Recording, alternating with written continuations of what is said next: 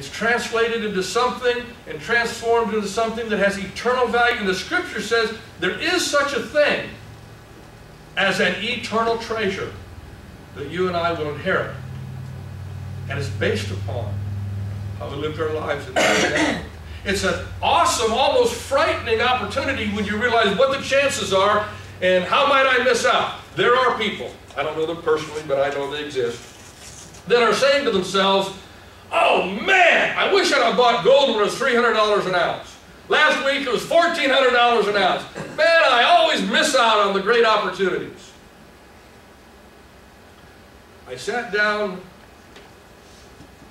for lunch with a gentleman that some of you would know some time back, and I used the word regrets. And he said, Pastor Lobby, I have a life filled with regrets.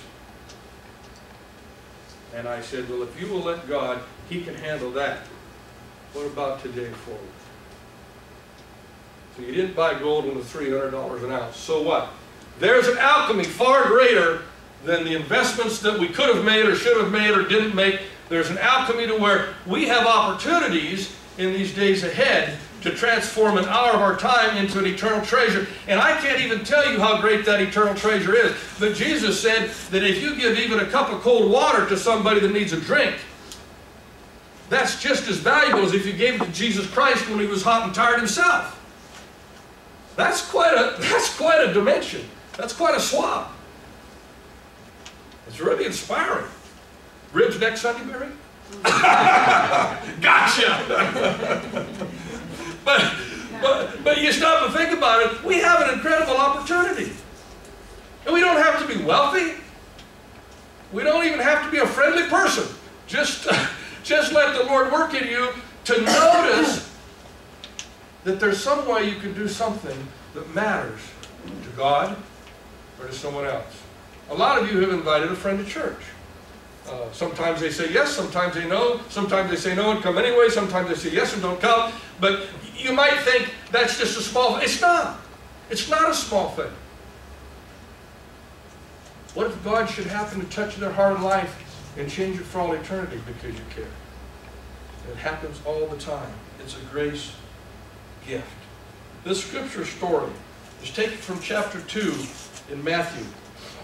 And I want to read this. It's very familiar, but it's so important because it's what happened. It's how these men gave a gift. I want to draw just a lesson or two from what we see out of this scripture, them giving this gift. Now, after Jesus was born in Bethlehem of Judea, Matthew chapter 2, verse 1, in the days of Herod the king, behold, Magi from the east arrived in Jerusalem, saying, where is he who has been born King of the Jews? For we saw his star in the east, and we've come to worship him. There's an interesting thing about the gifts too. The gifts were an act of worship. I want to stop here just for a moment. I talked to another pastor who comes once in a while and preaches when I'm out of town or something like that. And he said this about our church. He said, I've been a pastor all my life, and he said, we take offerings in a church because that's how the church is supported. There are no mystical checks that come into a local Wesleyan church to pay for the mortgage and all the rest of the stuff. The people that sit in the seats, they're responsible for covering all the expenses. But he said, you know what he said in the Peace River Church? He said, you make the effort to show how it's an act of worship. And it's an act of worship to give.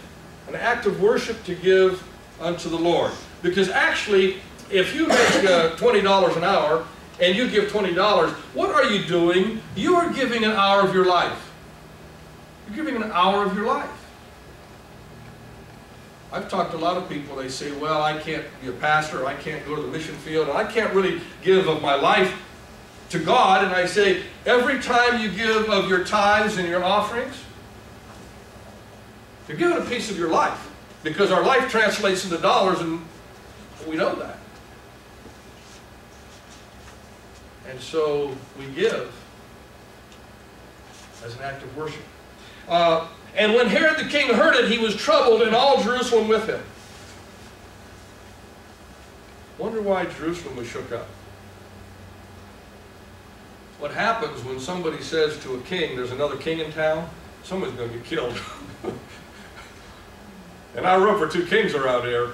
All Jerusalem with him was worried. And they should be, as we know how the story unfolds. Because before long, the killing started, didn't it? Scary time. And all Jerusalem with him. And gathering together all the chief priests and the scribes and the people, he began to inquire of them where the child was to be born. And they said to him, in Bethlehem of Judea, for so it has been written by the prophet, and you, Bethlehem, land of Judah, are by no means least among the leaders of Judah. For out of you shall come forth a ruler who will shepherd my people Israel. Then Herod secretly called the Magi and ascertained from them the time the star appeared. And he sent them to Bethlehem and said, go and make a careful search for the child, and when you have found him, report to me, so that I too may come and worship him. These guys were smart guys. They were well-to-do people, probably rulers in their own right. They weren't dummies. They just showed up so that Herod would know they weren't there to be about mischief. They were probably conspicuous. They could have been hauled in before Herod if they hadn't gone voluntarily. So they wanted to have clear communication. We're not here to cause problems. We've come a long way. We're just here to worship. But then Herod says, oh, I'll worship this new king too. And these guys are saying, yeah, all right, And having heard the king, they went their way, and lo, the star which they had seen in the east went on before them until it came and stood over where the child was. And when they saw the star, they rejoiced exceedingly with great joy. And they came into the house and saw the child with Mary, his mother, and he fell down and worshipped him. They opened their treasure. They presented to him gifts of gold and frankincense and myrrh. And having been warned by God in a dream not to return to Herod, they departed for their own country by another way. They may have had misgivings. They may have thought, the king told us to report in for a debriefing. He sounded pretty serious. If we just split, you know, how's this going to pan out? He may send troops after us. But here are some men from a far country, probably understood very little about God, but God made it clear to them what they were to do. Here's an amazing thing. God in his mercy speaks to people that don't even understand him, as long as they have a little openness in their heart toward God. And God directed them, just go home, it'll be all right, just get out of here. And so they left. What do we learn about the gifts? We learn that they were personally given. They had the power, they could have sent the gift. They had the money. They were from another country, but they wanted to bring the gifts personally. Not only were they personally given, they were properly given. When I say properly given, it was more than gifts. They knelt down and they worshiped. They showered their worship on him, honor and praise. They knelt before the Christ, said, we've come to worship. We'll pause for a moment of prayer.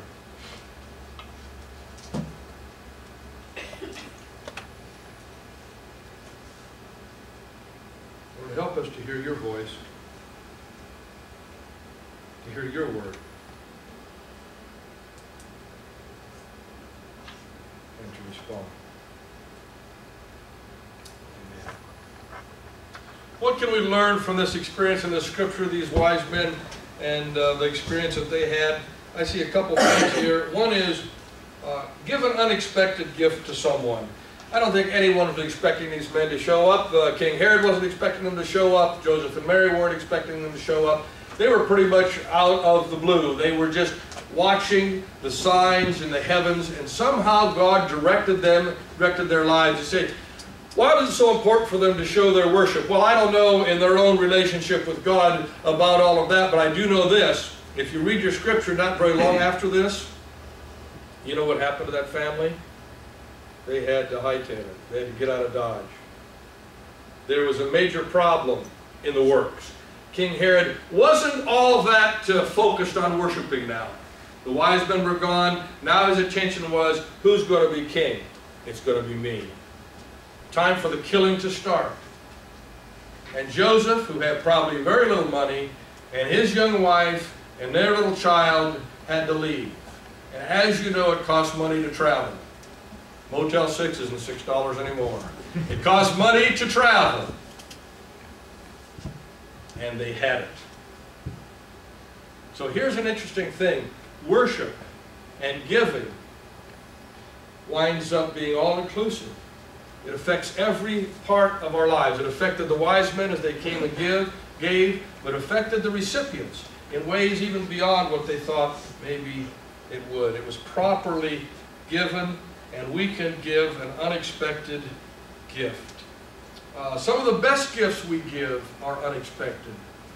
For the Christ child to receive that gift, the family to receive those gifts was unexpected. You can give an unexpected gift. Some of the most exciting gifts we ever receive are gifts that we weren't expecting. Joyce and I came home quite a number of years ago and didn't have very much income at that point in time, and found an envelope fastened to the door of our house, and there was no note or nothing on it, and we opened up that envelope and there was a $100 bill inside, and back then $100 was a lot of money. An unexpected gift or an anonymous gift, but not even if it's anonymous, just if it's unexpected. There's something special about it.